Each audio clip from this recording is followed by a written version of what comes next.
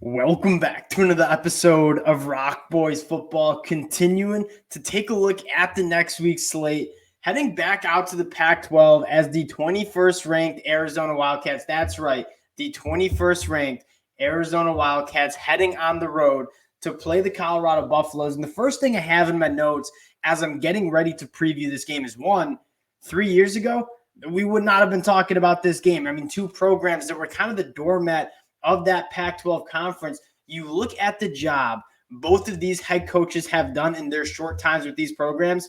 I mean, some of the best head coaching jobs you'll see across the country. Jedd Fisch doing a phenomenal job at Arizona, and Coach Prime, 12 months ago, this was the worst Power 5 team in the entire country.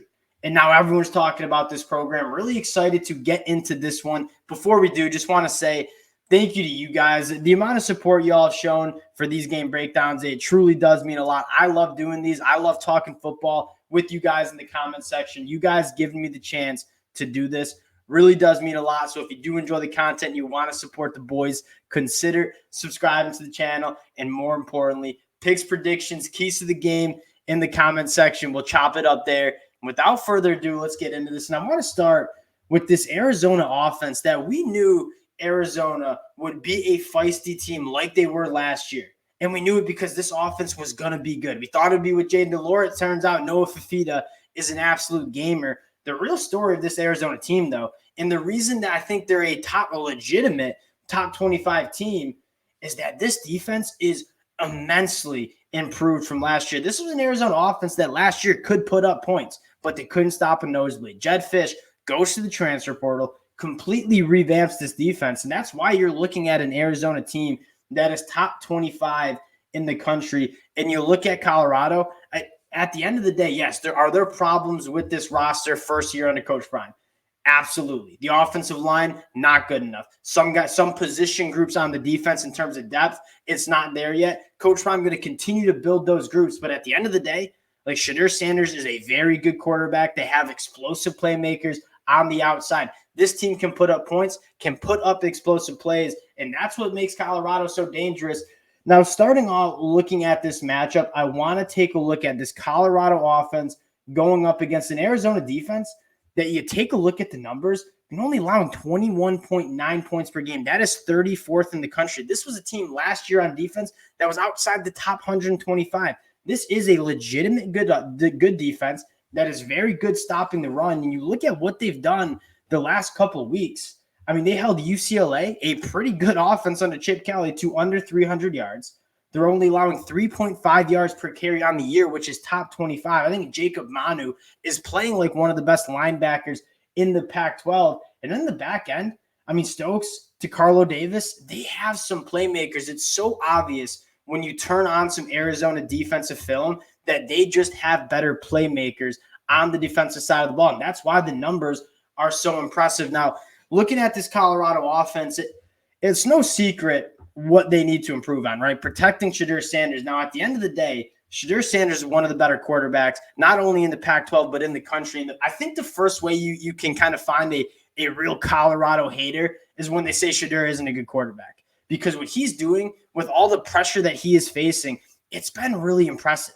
And so this Colorado team, when you have a good quarterback, when you have wide receivers like Travis Hunter, Xavier Weaver, Jimmy Horn Jr., like you are a dangerous team because you can put up and have those explosive plays. Now, the big bugaboo that you kind of hope gets figured out in some sort of capacity is this running game. Because what's the best friend of a quarterback? How is the best way to take some pressure off your offensive line and pass pro? Is running the football. And Colorado just doesn't do it, and they don't do it at a high level, right? A 38% rush rate, that is one of the least rush attempts in the Power 5, and they only run for 2.3 yards per carry, which is 132nd in the country. In my mind, Colorado needs to figure out a way, whether it's, and it doesn't necessarily need to be running the football, but some quick jailbreak screens, some bubble screens, getting the football to guys like Travis Hunter, Xavier Weaver, Jimmy Horn Jr., Dylan Edwards in space, kind of an extension of the run game, if you will, I think is going to be key because at the end of the day, you have to know what you have. And what you have is an offensive line that, to be quite frank, is a liability.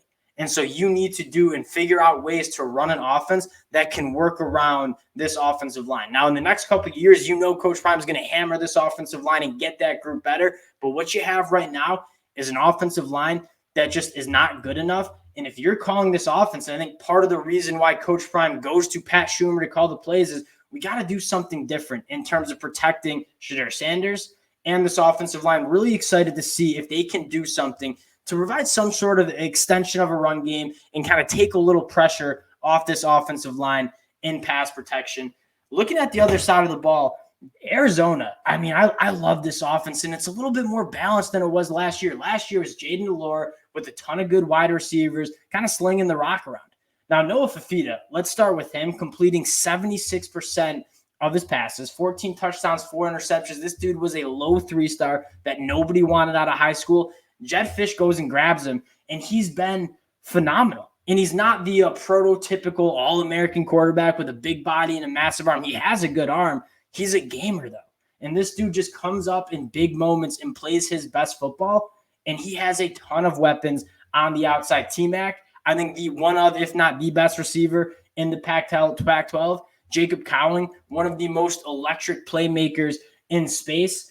And then you look at the run game, and they're running the football extremely well as well. Jonah Coleman's averaging 6.1 yards per carry as a team, 4.5 yards per carry. That's 53rd in the country. This is a run game that is pretty damn solid and a really balanced offense that can hurt you in a multitude of different ways.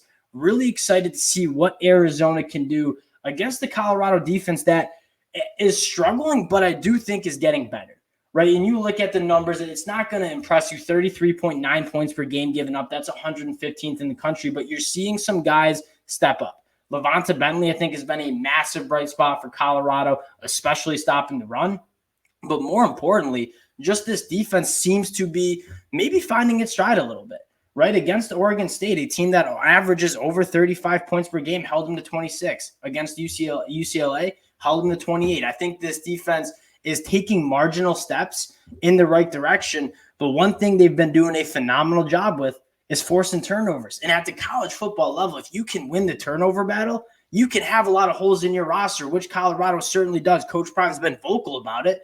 But if you can force turnovers, like that's how you win football games. In Colorado on defense, forcing over 2 turnovers per game, that is top 10 in the country. You have an inexperienced quarterback in Noah Fafita, who did have a turnover last week against UCLA. Can you force the young quarterback to turn the ball over? A massive story in this game. Getting to the pick here at Colorado at home, 10.5-point underdogs. This is an Arizona team that is extremely dangerous and I think can put up a lot of points. And I bet against the Arizona last week against UCLA. I don't necessarily want to do that again.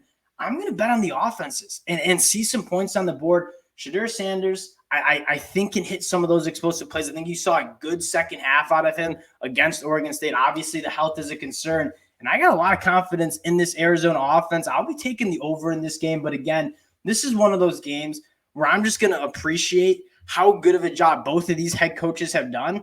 And let's just see the progress here. I mean, Arizona trying to stack another really, really impressive win, probably crack the top 20. And for Colorado, a massive opportunity to get a win over a ranked opponent at home in front of the home crowd. I'm fired up for this one. Appreciate you guys rocking with the fellas. If you do enjoy the content, again, consider subscribing to the channel. Appreciate you guys rocking with us, and we'll talk to y'all later.